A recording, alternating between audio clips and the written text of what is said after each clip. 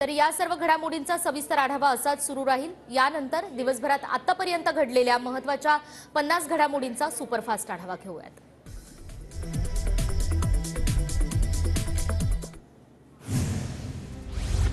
महाराष्ट्रातील 17 मोठे प्रकल्प जबरदस्ती गुजरातमध्ये नेले। वाटाघाटी आणि दरोडेखोरी करून प्रकल्प गुजरातमध्ये नेण्यात आले। महाराष्ट्रातील पाणबुडी पर्यटन गुजरातमध्ये नेल्याच्या चर्चेवरून संजय राऊतांचे आरोप। अफवांवर विश्वास ठेवू नका, पाणबुडी प्रकल्प राज्याबाहेर जाणार नाही, मुख्यमंत्री शिंदेंचं आश्वासन।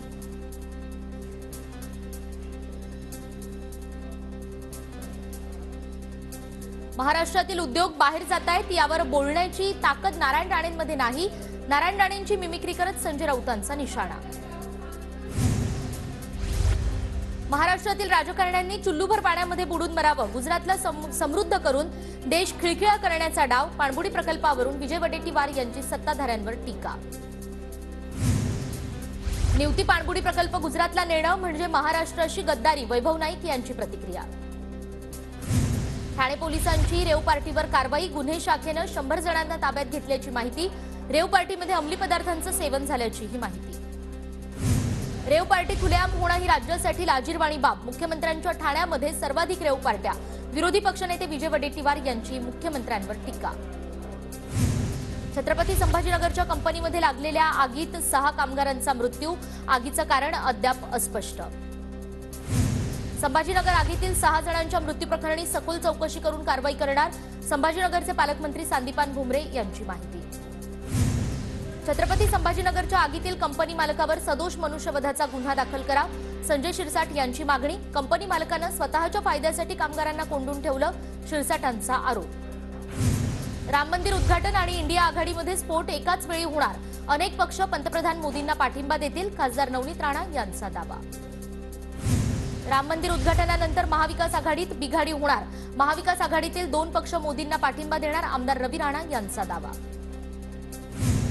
महाराष्ट्रातील सत्तांतर लोकांना मान्य नाही, सत्तांतर मान्य नाही हे दाखवण्याच्या संधीची लोक वाट पाहत आहेत, काँग्रेस नेते सतेज पाटील यांचं वक्तव्य।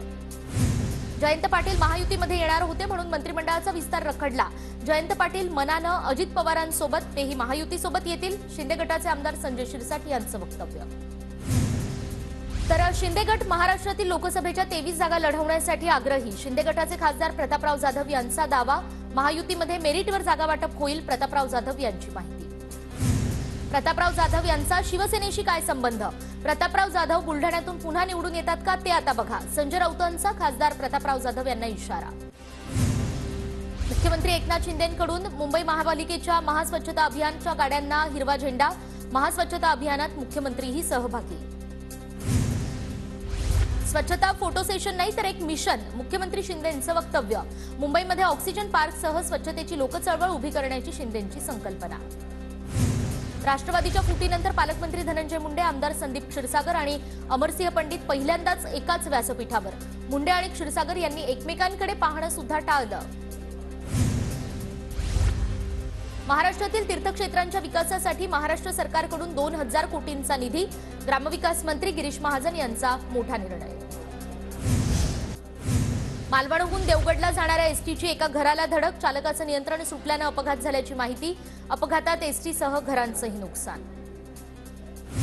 वाशिममध्ये सिलिंडरची वाहतूक करणाऱ्या चालकांचं काम बंद आंदोलन, नव्या वाहतूक नियम कायद्याविरोधात चालक आक्रमक, जाचक अटी रद्द करण्याची मागणी। नालासोपारा परिसरात 1,47,00,000 ड्रग्ज जप्त, 2 नायजेरियन नागरिकांना अटक, नव्या वर्षाच्या पूर्वसंध्येला अंमली पदार्थ विरोधी विभागाची धडक कारवाई।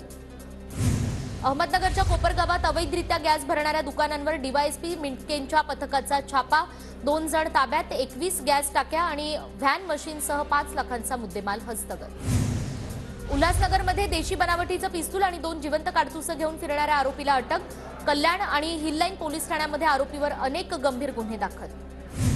परभणीमध्ये एका सरत्या वर्षामध्ये गुन्हेगारीत मोठी घट, 2022च्या तुलनेत 2023 मध्ये गुन्ह्यांच्या प्रमाणात जवळपास निम्म्यानं घट, पोलीस अधीक्षक रागसुधार यांची माहिती। मुंबईहून चिपी विमानतळावर येणारं विमान शनिवारी पुन्हा एकदा अचानक रद्द, सिंधुदुर्गमध्ये येणाऱ्या पर्यटकांना त्यामुळे मनस्ताप। जळगावच्या भुसावळमध्ये दत्त महोत्सवाची सांगता, महानुभाव श्रीकृष्ण मंदिराच्या वतीनं पारंपरिक शोभायात्रा। महाबळेश्वरमध्ये नववर्षाच्या स्वागतासाठी पर्यटकांची गर्दी. प्रसिद्ध वेण्णालेकमध्ये नौका विहाराचा पर्यटकांकडून आनंद. पुण्याच्या भोरमध्ये प्रधानमंत्री जनमन योजनेच्या अंमलबजावणीच्या सर्वेक्षणाला सुरुवात. आवश्यक कागदपत्रांची सर्वेक्षणामध्ये माहिती दिली जाणार.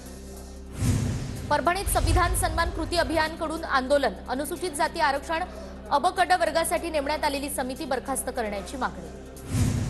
पुण्यामध्ये प्राथमिक आरोग्य केंद्रातील कंत्राटी कर्मचारी 5 महिन्यांपासून पगारापासून वंचित. लवकर पगार मिळण्यासाठी कर्मचाऱ्यांचं जिल्हाधिकाऱ्यांना निवेदन. परभणीच्या गंगाखेडमधील उड्डाण पुलावर धोकादायक खड्डे. सार्वजनिक बांधकाम विभागाचं मात्र दुर्लक्ष. नाशिकमधील अनकवडे शिवारातील रहस्यमय भगदाड. निघालं धान्य साठवण्याचं पेव. गिर्यारोहक भागवत झालटे यांची भगदाडात उतरून शहानिशा. साकीनाकामध्ये श्री अय्यप्पा स्वामींचा पूजा उत्सव. मणिकंठा भक्त वृंदांकडून पूजेचं आयोजन. स्वामींच्या दर्शनासाठी भाविकांची गर्दी. जळगावच्या रांजणगाव ग्रामपंचायतीचा अनोखा उपक्रम. ग्रामस्थांच्या समस्या सोडवण्यासाठी तक्रार निवारण नोंदणी उपलब्ध. साईबाबांच्या मंदिरातील नवीन दर्शन रांगेमुळे साईभक्तांना दिलासा. अवघ्या 5 तासात 50,000हून अधिक भाविकांना सुलभ दर्शनाचा लाभ. नांदेडच्या हिमायतनगरमध्ये अक्षता कलश पूजनाच्या शोभायात्रेचं आयोजन. मोठ्या संख्येनं भाविक शोभायात्रेत सहभागी. रत्नागिरीमध्ये मावळत्या वर्षाला निरोप आणि नवीन वर्षाच्या स्वागतासाठी जय्यत तयारी. कोकणात 5 लाख पर्यटक समुद्रकिनारी. पर्यटकांना थीम पार्टीचं विशेष आकर्षण. रत्नागिरीच्या दापोलीमध्ये किनारपट्टीवर पर्यटकांची झुंबड. नववर्षाच्या स्वागतासाठी अनेक पर्यटक दापोलीमध्ये दाखल. गोव्यातील समुद्रकिनाऱ्याजवळ असलेल्या हॉटेलमध्ये खवई यांची तुफान गर्दी. पुढचे काही दिवस गोव्यातील हॉटेल व्यवसाय असाच तेजीत राहणार. गोव्याचे प्रसिद्ध कलिंगूट आणि बागा बीच पर्यटकांनी फुलले. पर्यटकांची समुद्रातील बोटींची सफर करण्यास पसंती. नववर्षाच्या निमित्तानं सिंहगडावर गड पावित्र्य मोहीम. राजे प्रतिष्ठानकडून सिंहगडावर जाणाऱ्या वाहनांची कसून तपासणी. गडावर पार्टी होऊ नये यासाठी मोहीम. पुण्याच्या कोरेगाव भीमा या ठिकाणी शौर्य दिनानिमित्त विजयस्तंभ फुलांनी सजला. विजयस्तंभ परिसरात अभिवादन करण्यासाठी अनुयायींची आजपासूनच गर्दी. बीडच्या गेवराईमध्ये राज्यस्तरीय गायन स्पर्धेचं आयोजन. 3 दिवसीय गायन स्पर्धेत स्पर्धकांसह रसिकांचाही उत्स्फूर्त प्रतिसाद. वाशिममध्ये शेतमालाच्या दरवाढीसाठी भूमिपुत्र शेतकरी संघटनेची पदयात्रा. रिसोडमधून निघालेली पदयात्रा उद्या वाशिमच्या जिल्हाधिकारी कार्यालयावर धडकणार.